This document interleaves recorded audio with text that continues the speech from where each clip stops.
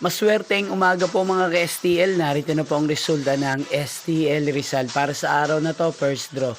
January 15, 2026, araw ng Huwebes.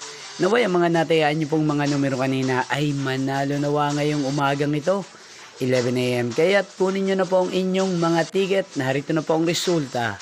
Ang mga numerong nanalo sa STL Rizal ngayong umagang ito, January 15, 2026, 11 AM. First draw result 14 at 6 in exact order. Again 14 at 6. At ngayong umagang ito sa STL Rizal, atin pong i-shoutout si Kuya Miguel ng Rizal na araw-araw din pong nanonood sa channel na to.